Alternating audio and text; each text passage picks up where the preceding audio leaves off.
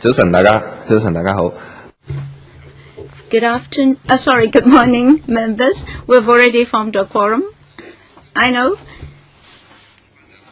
First of all, I have to say that I've received a letter from the office of Mr. Alan Leung saying that Mr. Alan Leung would like to withdraw from this subcommittee. Any problem with that? No. So we'll put that on record. First of all, we'll invite the representatives of the administration and the deputations to come in.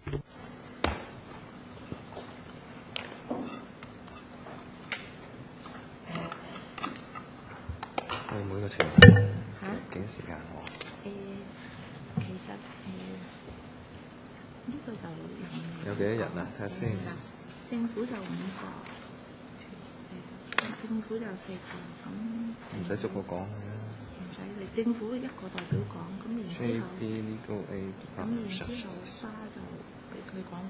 每人6分鐘到啦。即係你想 time 係咪？我諗要，因為我哋真係盡快希望今次。即係佢哋 brief 都係6分鐘，係咪？即係佢哋 briefing 就一係就 briefing 唔好行，到 question 先行。好啊，好嘛，好啊。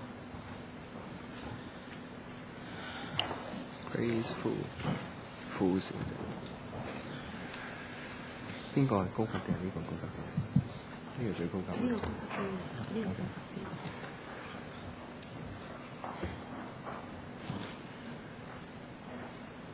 早晨咁多位，早晨。Good morning. Perhaps I should ask the representative of the Home Affairs Bureau to speak. I wonder whether the Legal Aid Department representative would also like to speak. Mr. Kwan? Sorry, the speaker is not coming through.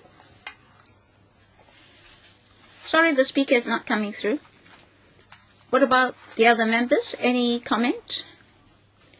Should we invite our guests to speak first? You would like to ask questions? No? I'd like to ask the Law Society to speak first. All right, then let me invite the representative of the Law Society to speak first. Sorry, the speaker is not coming through. Concerning this meeting,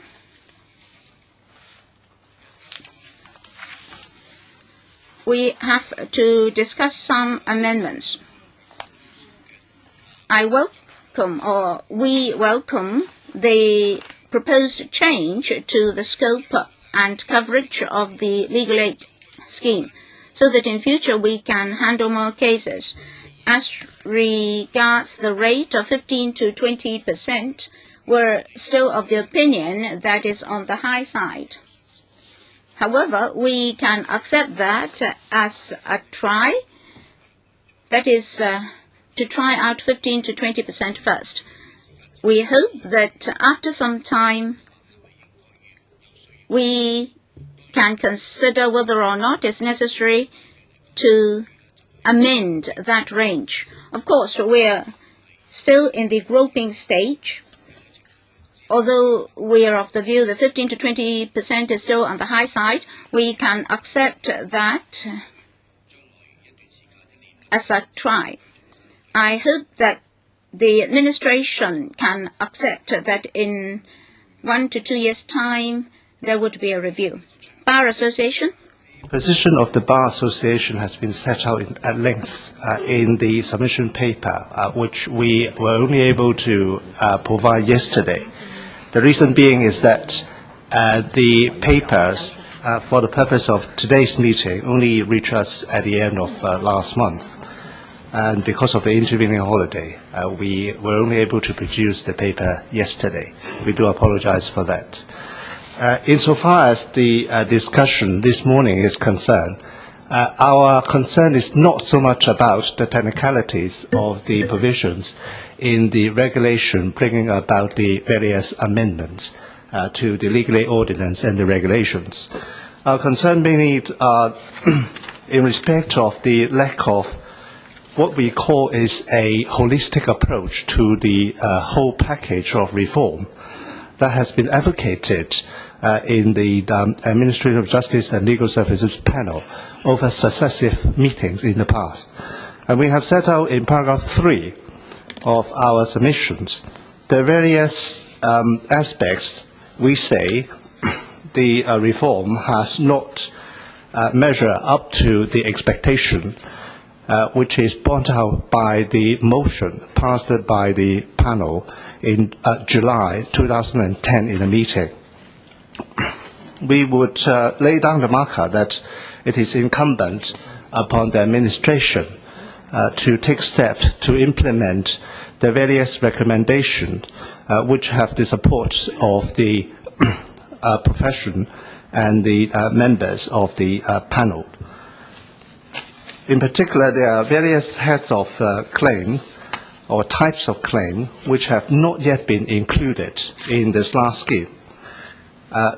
Bearing in mind that the 100 million earmarked by the administration or the former administration to expand the coverage of SLARs was made amidst the background of this holistic approach recommended by the Bar Association and supported by other colleagues of the profession. And we would also mention that in paragraph 4 of our submission, there are actually some fundamental attitude problems or conceptual problems which we identify as to the approach of the Home Affairs Bureau and the Legal Aid Department towards reform. Therefore, I think members should take this opportunity to take stock of what has been achieved in the past and take the reform package forward as quickly as possible. We are not we're not losing sight of the fact that the changes that are brought about by these amendments to include the additional type of claim are in fact quite new, and we accept that the department would have to acquire sufficient experience in the conduct of this new type of cases. But we do impress upon the administration to conduct timely review of the progress in the expansion of the coverage towards the benefit of more people and to enhance the access to justice. The last topic I would mention is the problem with the lack of legal aid to cover class action, which we understand will be in the pipeline. And this is contrary to the principle that are discernible from the various literature. And we particularly highlight in paragraph 2F of our submission that class action was all along in the contemplation in this last scheme from the start.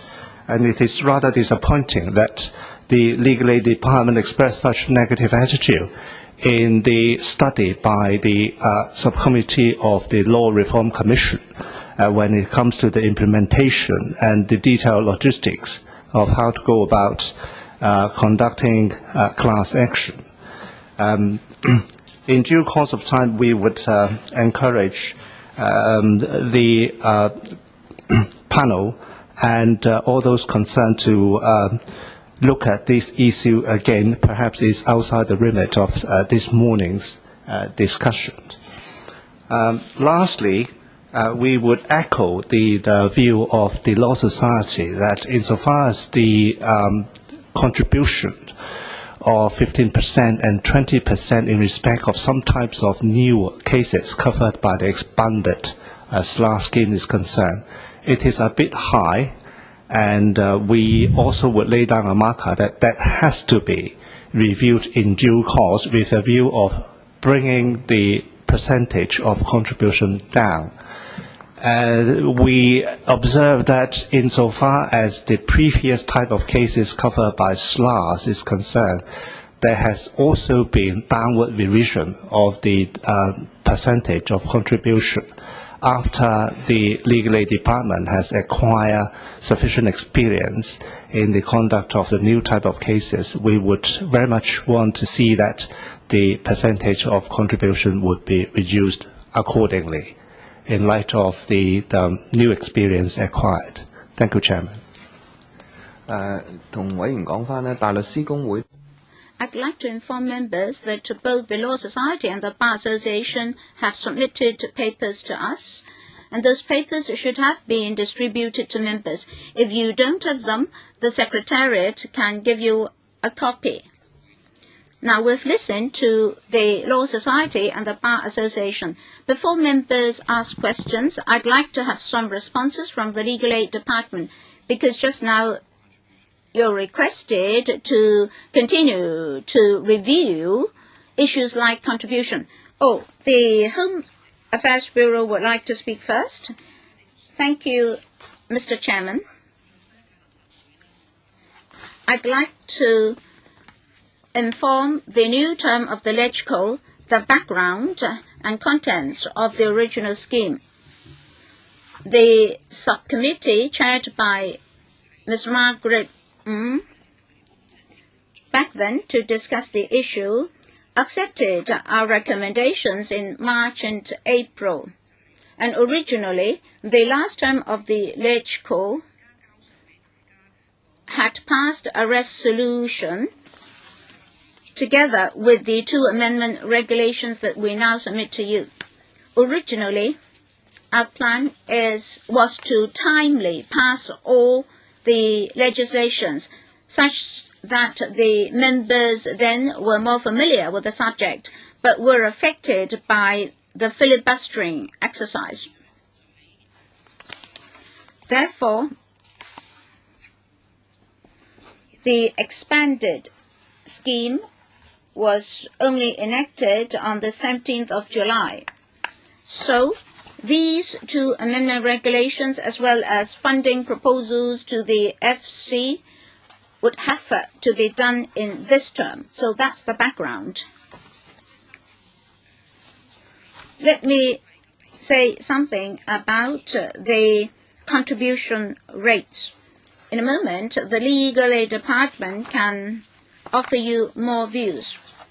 The SLAS is supposed to be self-financing.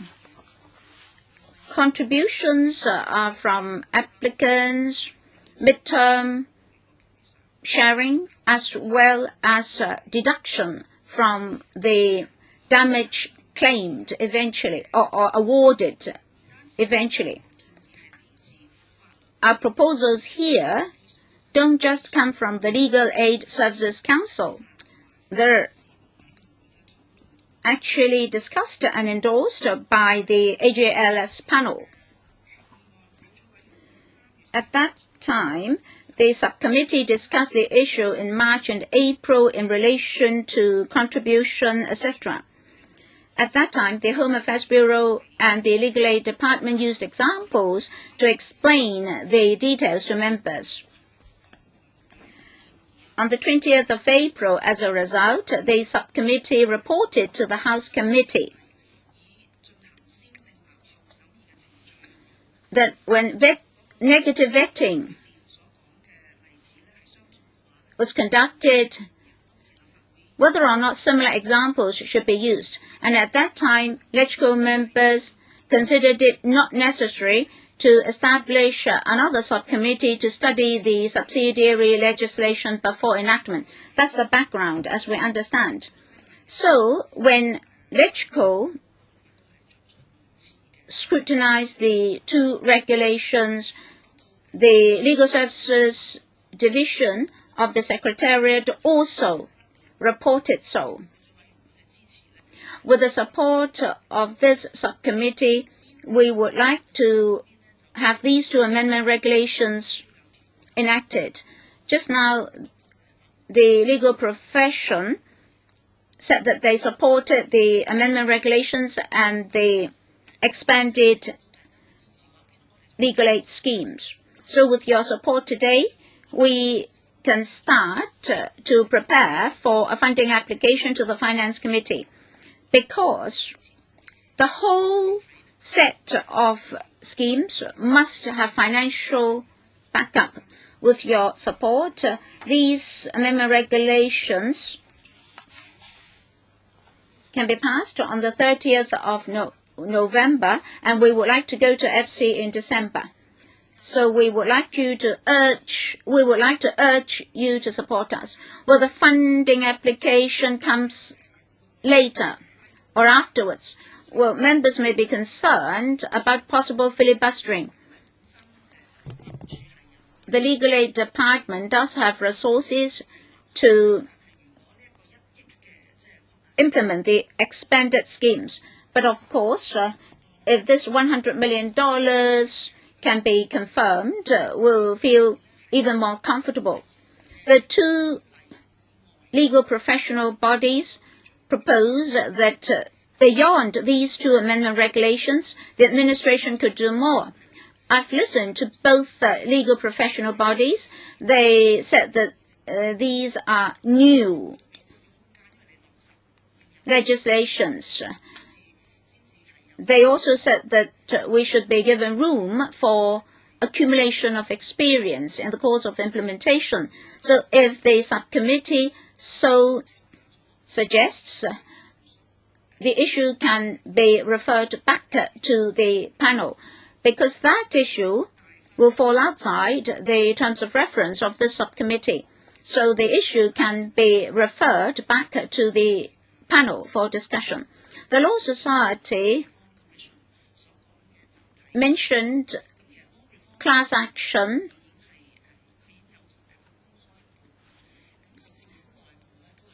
As mentioned by the Law Reform Commission report, the Bar also mentioned class action, and the administration is still studying the issue.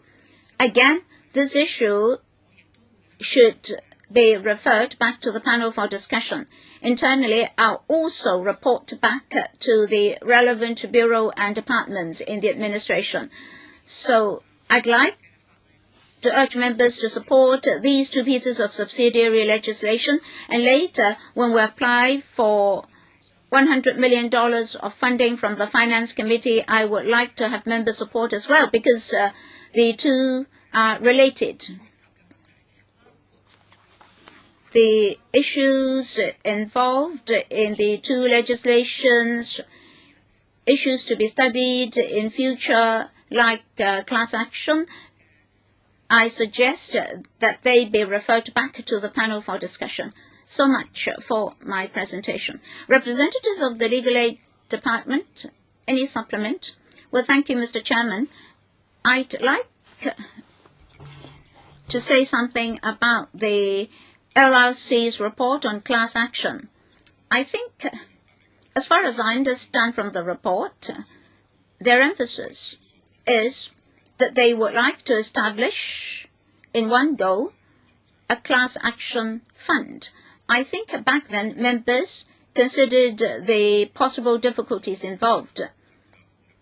Well, the Legal Aid Department has to follow some fundamental principles. Each applicant has to undergo means tests. So ultimately, we would like to have a class action fund. Mr. Alberto? Thank you, Mr. Chairman. First of all, I'd like to thank the representatives of the two legal professional bodies for spending time with us and to present us with their advice. Well, in 1 to 2 years' time, there should be a review, as you proposed. That is, whether or not SLAS should still undergo appropriate expansion. I understand that the present exercise is limited in scope.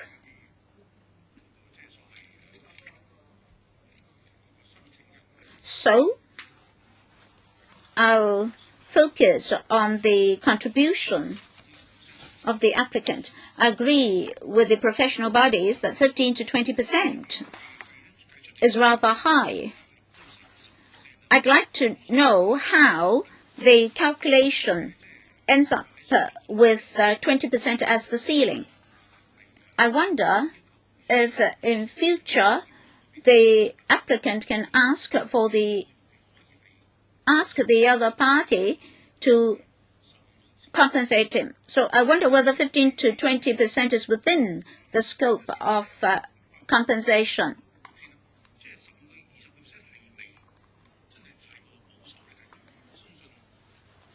15 to 20%, is it too conservative?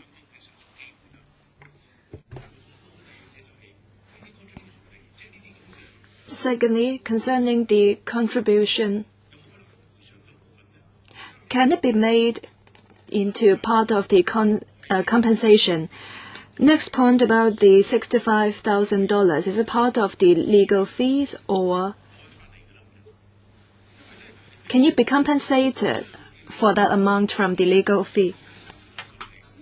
For claims for industrial injuries, maybe at the end of the day you can only get $100,000 or so, but then you have to pay $65,000. Can this amount be compensated? Mr. Ho, let me answer your question. You asked about the 15 and 20%.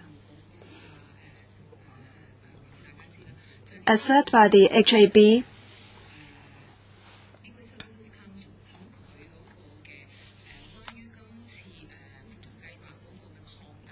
it was suggested by the Legal Aid Services Council concerning the expansion of scope of SLAS, and that suggestion was based on the information we supplied to them.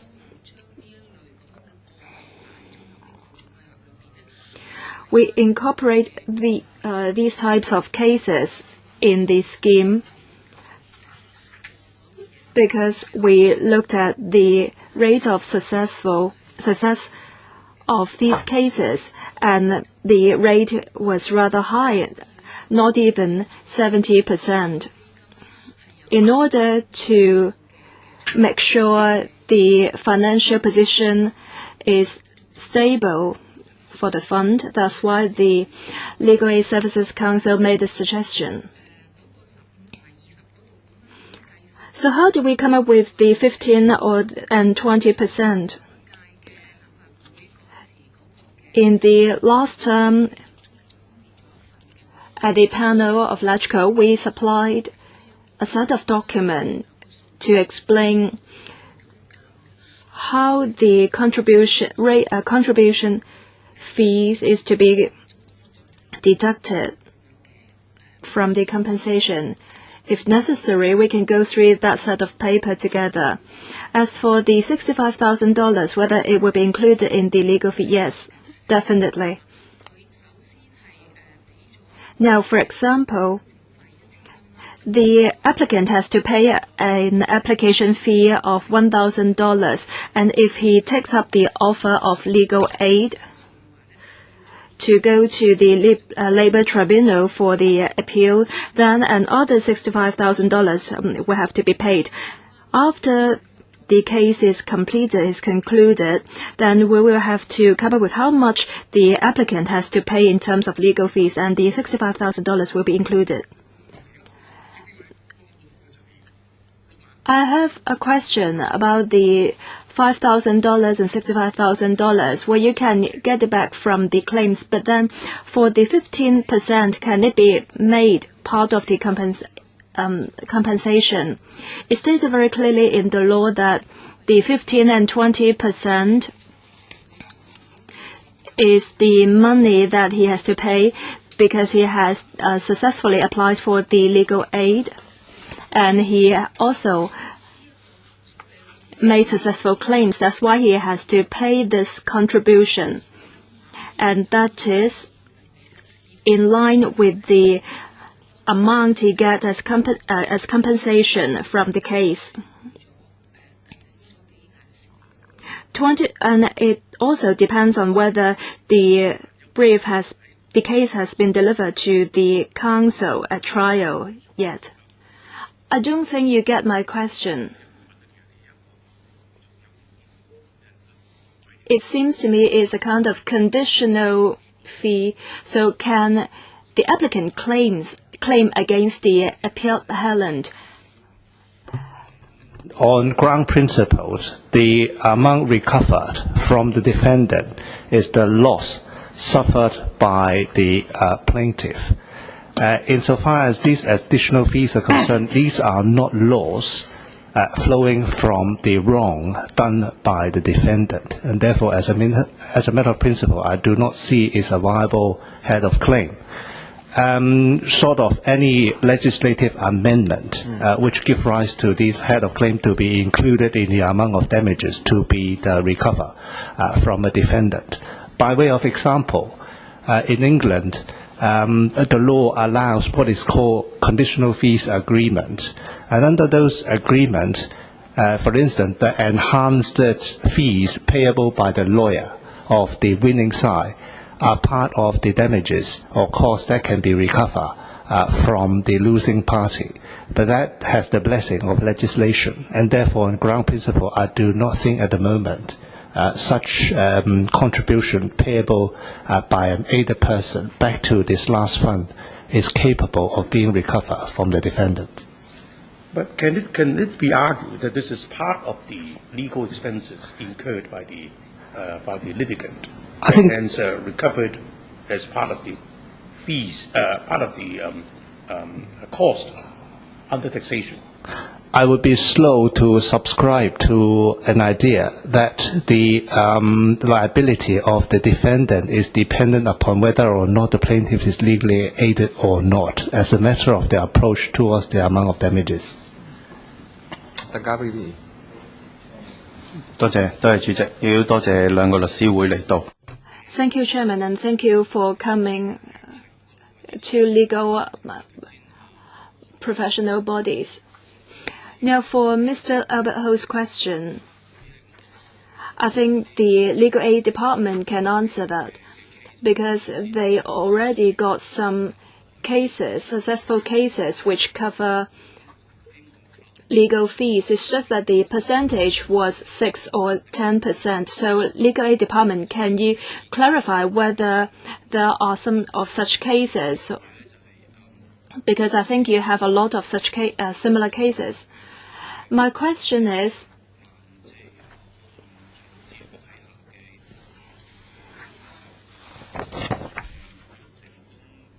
for the $260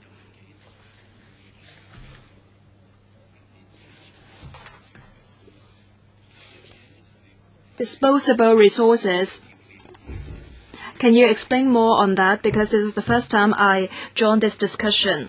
And it seems to me that you attach great importance to the possibility of whether this case is a successful one. Now, you are proposing to expand the scheme.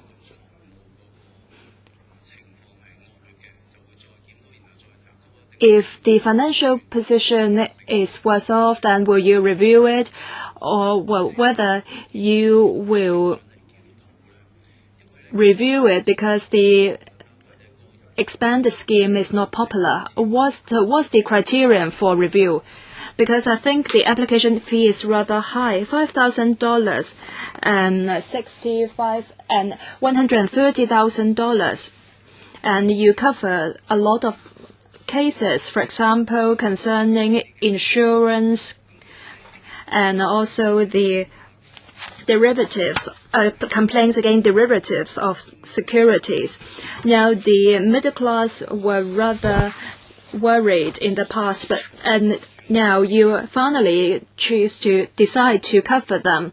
But then they have other concern, because if they cannot apply for the for those who are not eligible to the scheme, they don't have to worry because they cannot apply anyway. But then for those who are unfortunate to get involved in such cases, and they may apply for it, they have their concerns. So what's the criterion for review in this regard? And other point is about the proposal of the two legal professional bodies. You will cover cases, appeal cases in the Labour Tribunal.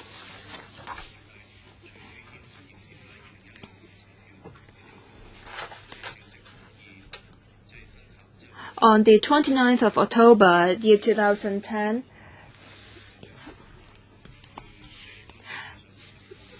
not making payment to employees was made a criminal offence. So will you do more in this regard? Legal Aid Department, care to respond first? Thank you, Chairman. In response to the questions asked, this is a self-financing scheme.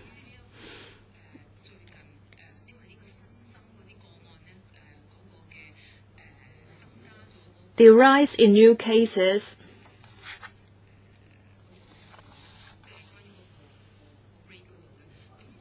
the rise in contribution rate of the new types of cases is what we're talking about, and if we pass the amendments, we will look at the possible legal fee for the claims. Now, we understand that when the applicant gets the legal aid and wins the case,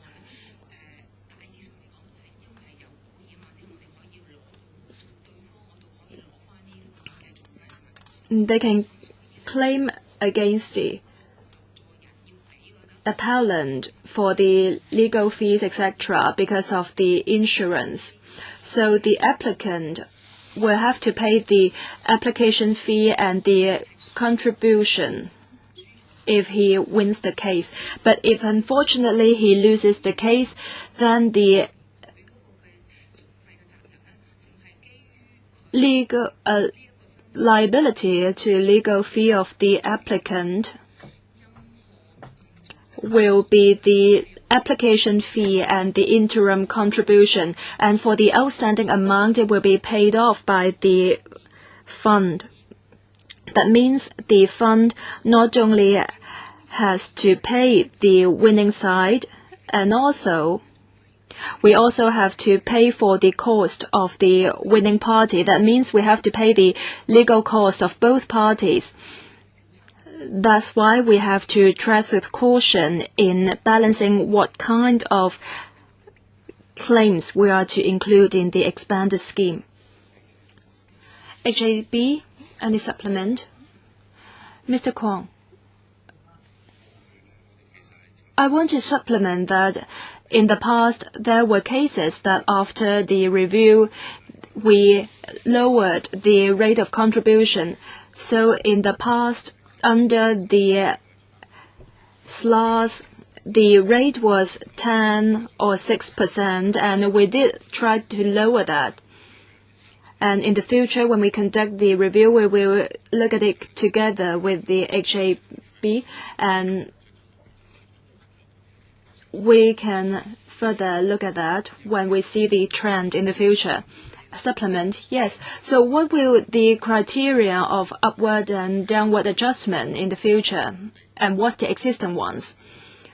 We will see whether the fund is in a good financial position. If we have sufficient fund, then in fact, when we conducted the studies, we try to give back some of the money to the members of public. That's why we lowered the rate. Mr. Lee Chek-yen, thank you to the two legal professional bodies.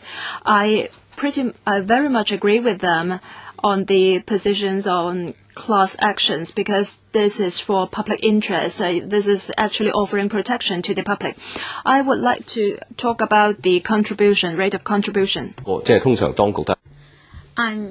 I think the administration has always been too cautious. So I'm afraid your proposals now are too conservative, because you have done your calculation in relation to what claims can be covered by the slash.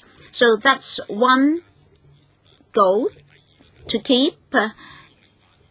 So 15 to 20% is another goal to keep or gate to keep. So you're trying to balance the winning cases and the losing cases. I believe you've already done your assessment. You won't propose to support any claim.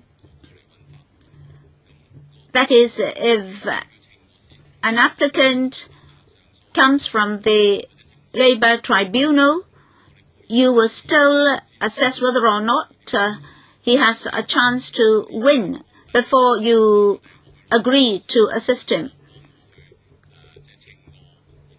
That is, for leave application, you will also do your own assessment. I don't know whether that's the case. Maybe in a moment you can tell me. That is, you won't accept all applications. You will weigh the merits of a particular case. Now, after weighing the merits, if you still want to apply this 15 to 20%, I think you're too conservative. And all of us would like to target the claim recovery agencies. Well, maybe most of them are charging 15 to 20%. I don't know if some of them charge higher. So, if you also charge 20%, you look very ugly. Because if outside agencies are charging 25%, say, you charge 20%, you really look ugly.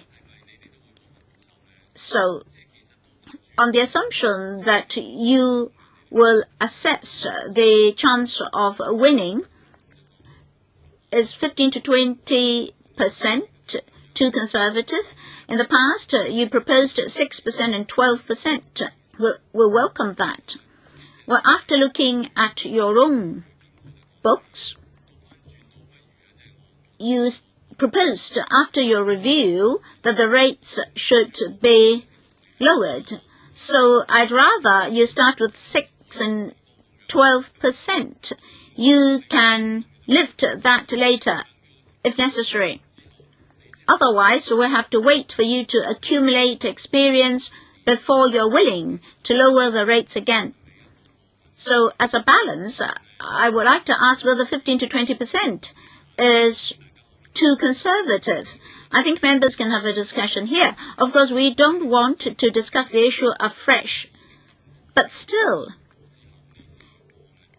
as you have already set so many hurdles, if you still leave so much room for maneuvering, you're overly conservative.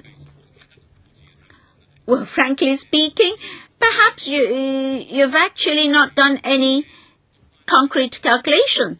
You base your proposals on guesswork only.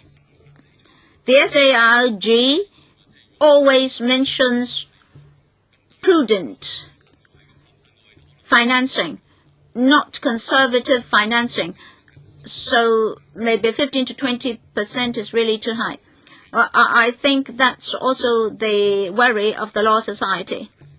Yes, thank you, Mr. Chairman. And thank you, Mr. Lee. Let me first explain that for 15 to 20% is to cover claims for medical and legal and dental professional negligence. We give preference to appeals from the Labour Tribunal. And for those cases, they stick to 6% and 15%. They won't use 15 to 20%. Of course, it really depends on the merits of the case.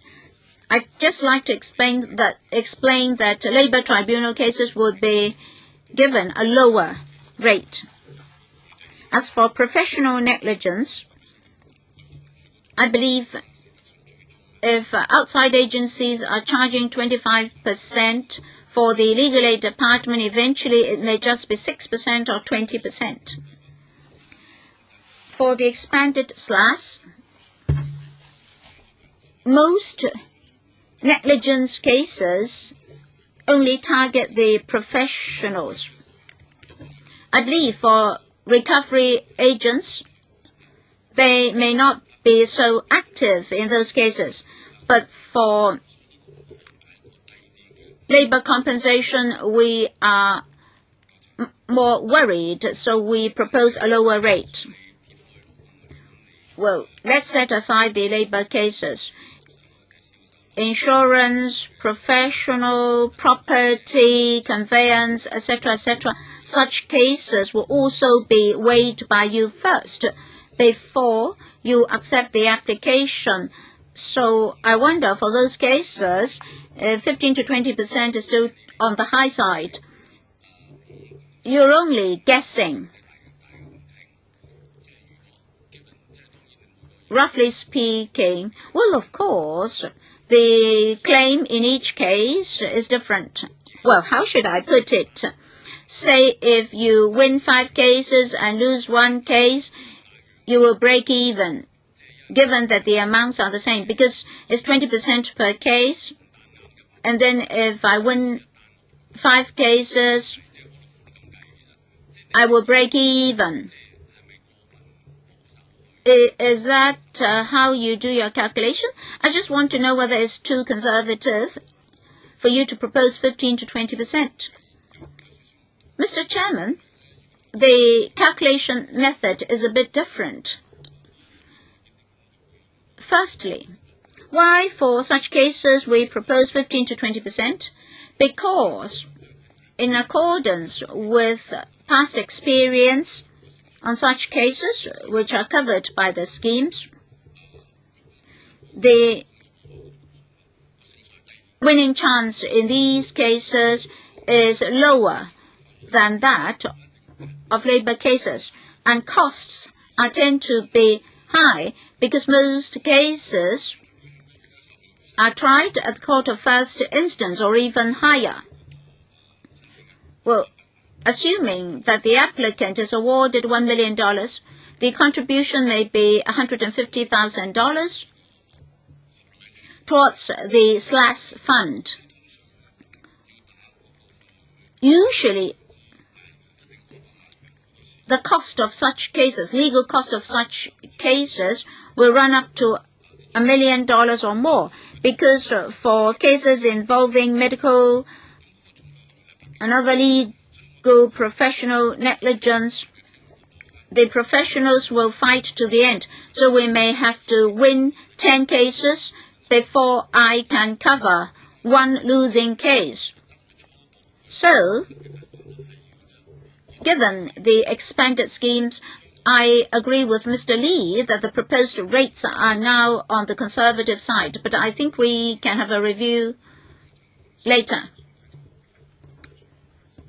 Mr. Chong Shu Kan? Well, after listening to the Legal Aid Department, I also felt that they're acting like a damage recovery agent. Now you are to assist the claimants. As members asked just now, this 15 to 20% is not reimbursable. It should be compensation in nature. That is, if I win the case, I am awarded this damage to compensate me. But if a 20% is to be deducted from the damage awarded, then the applicant will have to look elsewhere to support himself. In such cases, the claimant should be able to get back what he is entitled to. Yes, costs are high, but you should not just consider your own costs. you have to look at public interest. If members of the public cannot get back their entitled interests through you, then what's the meaning and purpose of these schemes? Any supplement? Well, I'd like to supplement. Mr. Chong said that we're no different from damage recovery agencies. But this 6% and 15% will only be applicable to the aided persons under slash. And for these aided persons, their assets will exceed $260,000. For ordinary citizens, if they are provided legal aid under the common law, they don't need to pay the contribution of 15 to 20% or 6 to 12%. For an ordinary worker, if his income is not high, if unfortunately he's involved in civil claims, if he is given legal aid under the common law, then we'll assess whether or not under his financial resources he needs to pay a contribution. If he wins the case, he will be freed from 15 to 20% or 6 to 12% of contribution. The responsibility of contribution will only be applicable to the aided persons under slash. That's what I would like to clarify. Well, $260,000 is not too much nowadays. If you own a property, you already exceed that threshold. But immovable properties cannot be sold immediately to cover his expenses. So I think your proposals deviate from reality. So I'd like to have a review as soon as possible. Well, let me respond. $260,000 is disposable assets after deducting his own residence. That is, the value of his residence will not be included, will also affect other deductions. For example, salaries tax, personal deductions, etc., will be deducted. Well, how should I put it?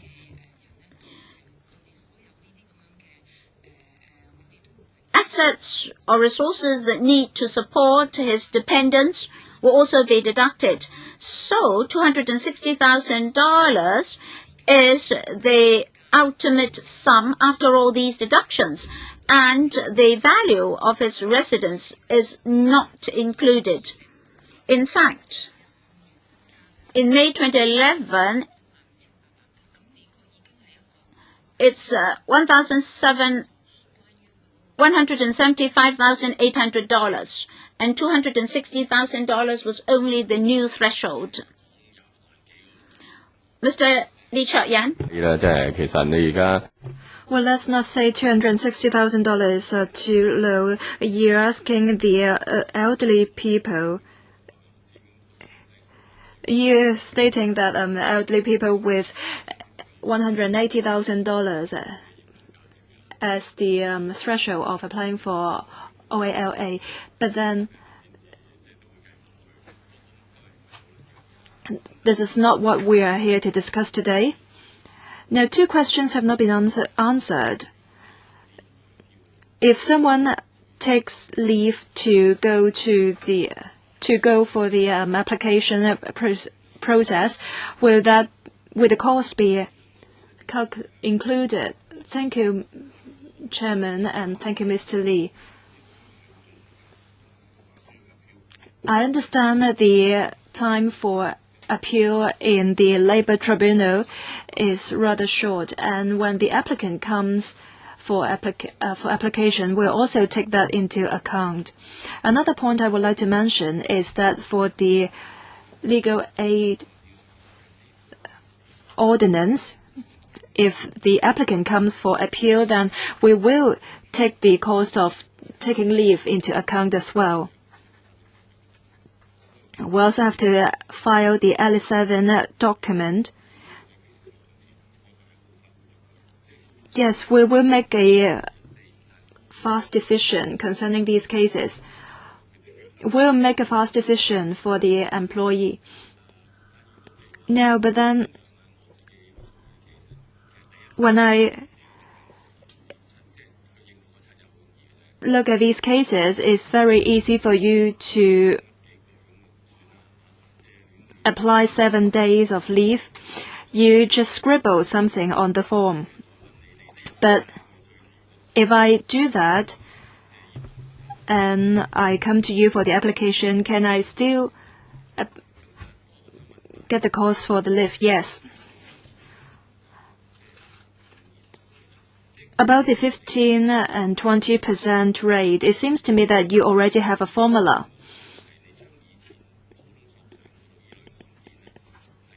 You take into account the cases under OLAS.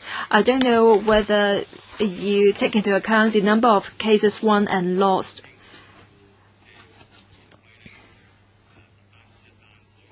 And to calculate how you can break even with this data. Now my question is,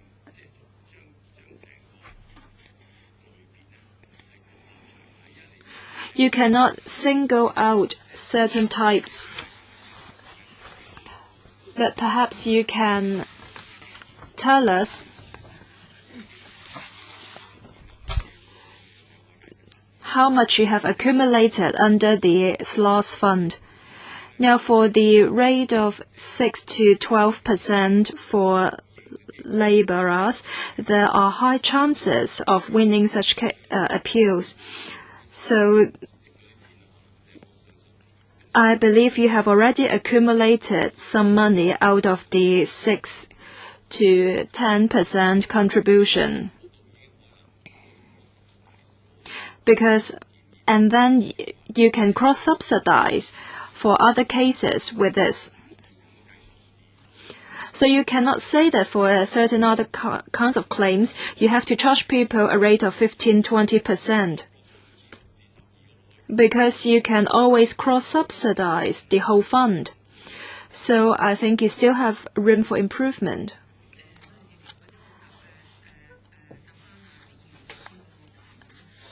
Madam Chong, let me respond to Mr. Lee's question. In terms of the calculation of the 15 and 20%, as I've said, the Legal Aid Services Council on the expansion of the schemes, it made this suggestion, and based on that suggestion, under the OLAS, we look at the data of the cases won in the same type. And so, as you can see, the new types of cases included are mostly professional negligence claims, and the appellants usually will take you to court till the end of time. And we're talking about a staggering amount of legal cost. As at now, I think we have about $88 billion in the fund. What I want to share with you now is that for those cases in the OLAS, most of them are injuries cases and labor disputes. However, we still have some professional negligence claims under OLAD, and there was a time when we accumulated over $1 million in the fund of OLAS, but because we lost one case and we had to pay the legal costs for both parties, that's why we lost $70 million. That explains to you why we are rather conservative in terms of the rate. Yes, 6 to 10% was rather high in the past, and yes, the rate may be rather high because we charged 6 to 10% in the past. And if we go for review, perhaps it is possible that we may change it after discussion with the HAB. But then we have to wait till we see some cases in reality before we can go forward for the review. I understand that the Bar Association would like to say something. Nation of the percentage of contribution under this last scheme. The Bar Association has undertaken an exercise to look into the archives since the enactment of the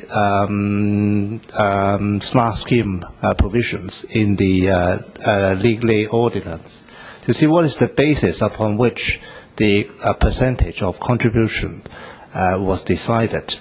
Unfortunately, there was nothing mentioned in the explanatory notes whatsoever, bringing about the amendment to explain how the previous 10 to 15% under the SLAR scheme was fixed. Of course, the experience of the Legal Aid Department in the conduct of cases under OLAS, the Ordinary Legal Aid Service Scheme, will provide some insight as to the chance of success of the non-PI type of cases.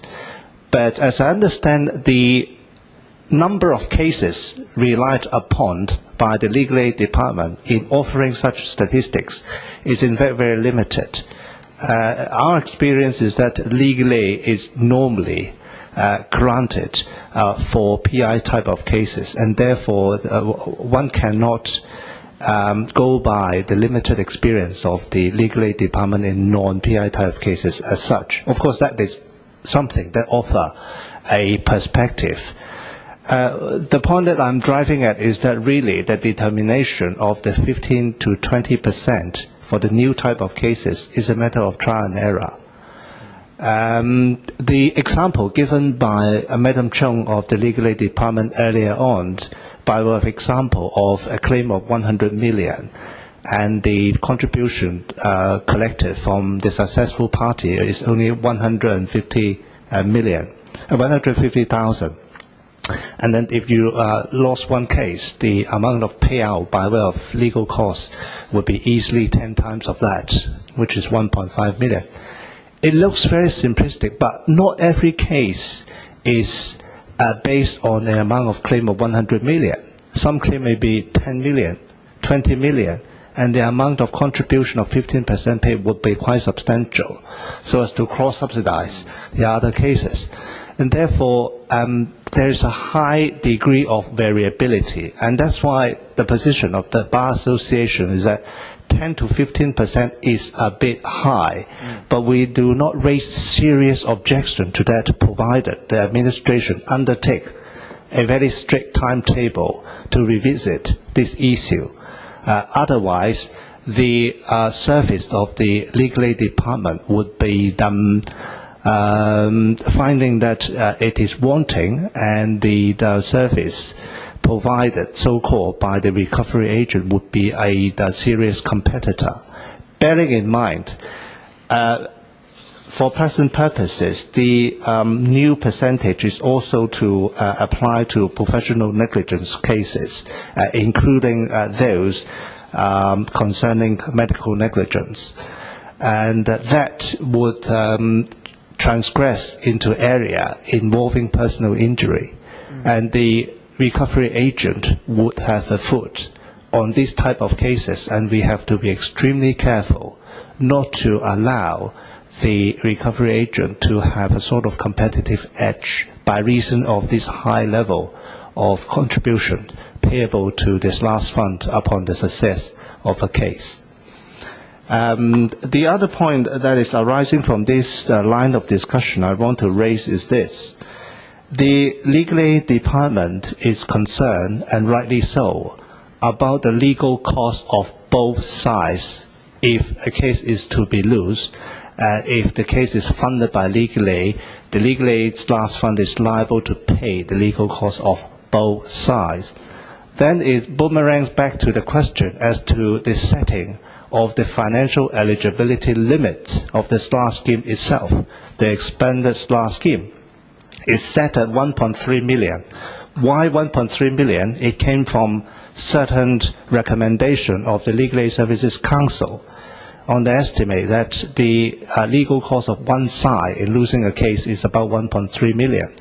And if the basis is that we have to look after the interests of the aided person in terms of his exposure in the unfortunate event of losing a case, then the financial eligibility limit currently set at 1.3 million is grossly insufficient because it's failed to take into account the cost exposure payable to the defendant upon losing a case.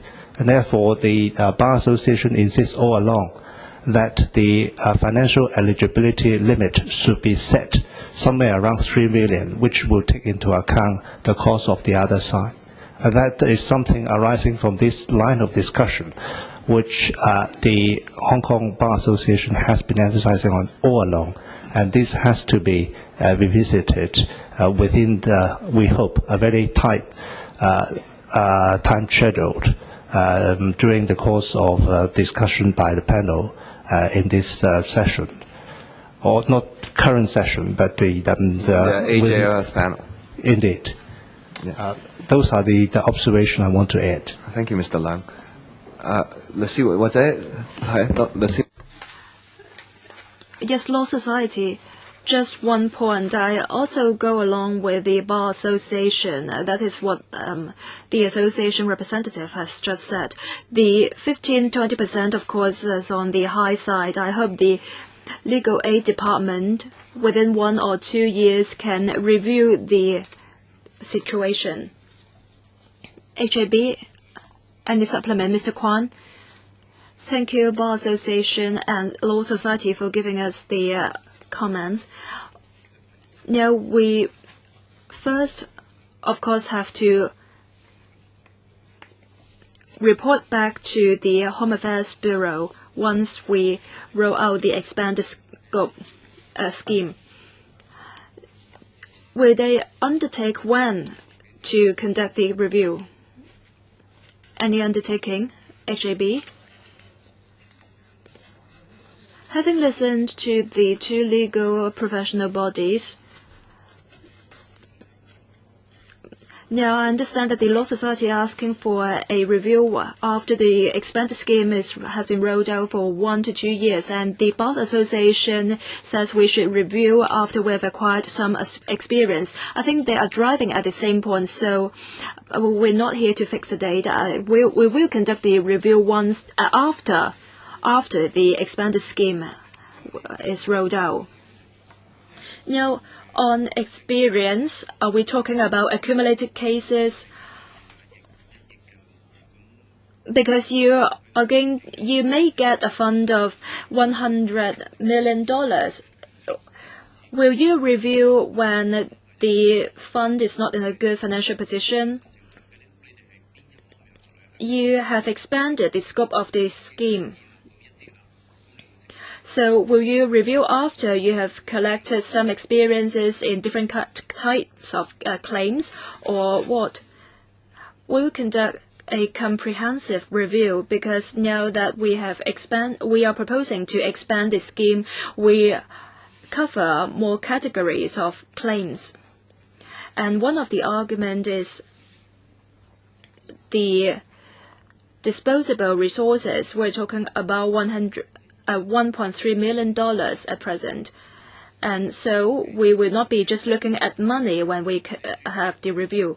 Now, for professional negligence claims, I don't think you can complete a case after 1 or 2 years for such cases as mentioned by the Law Society.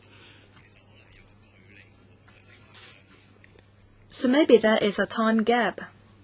It's hard for us to make speculation at present. Now, if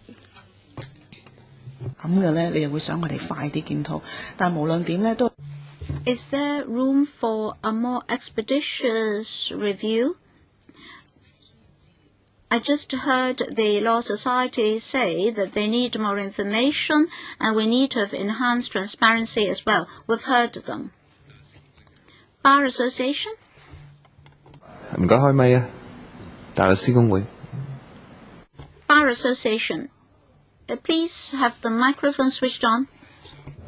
We say that after the newly acquired experience, the percentage, 15% and 20%, has to be revisited.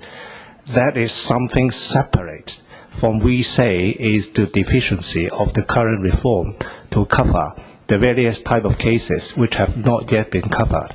In this holistic and package approach, we have been advocating during the last 2 years. And therefore, that review should not wait for the determination or revisitation of the 15 to 20%. And one should not sit and wait for 5-10 years before revisiting the expansion of SLAS to cover the type of cases which have not yet been covered. I just want to clarify the position of the Bar Association. Thank you. 律師會都係同樣意見係咪？係同樣嘅意見啦。其他委員仲有冇咩問題？ Law Society, do you share the same view? Yes. All right. If there are no further questions on this item, we can proceed to the next item on the agenda. I'd like to thank the representatives of the Law Society and Bar Association. You can be excused if you so wish. Now, we have 3 pieces of subsidiary legislation. You've got the marked up copies. I'm now looking at paper 64, bracket 01. Can I add something? Well, although we have 3 marked up copies, the first one, involving the resolution passed by the last term of the LegCo, was actually passed already. We only need to pass the commencement notice. So the first one is for reference only.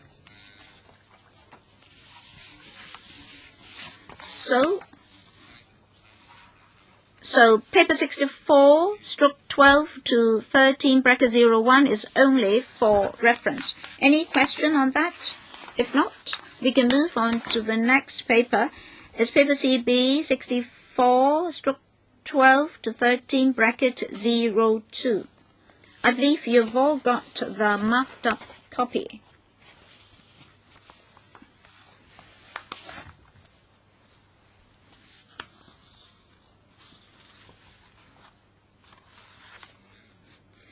Any question?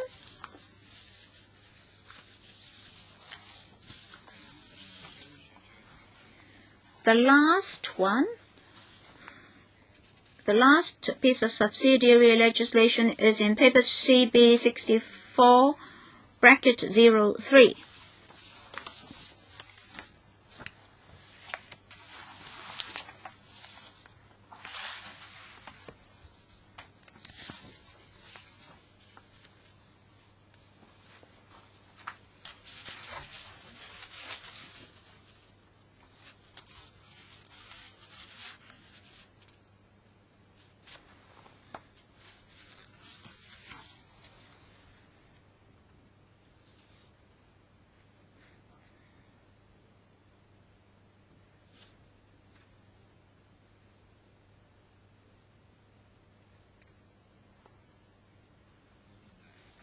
No question? Good.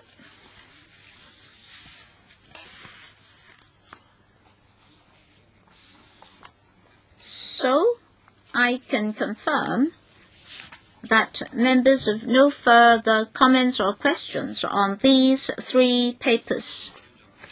So I don't think we need any more meeting. As for questions asked by members just now,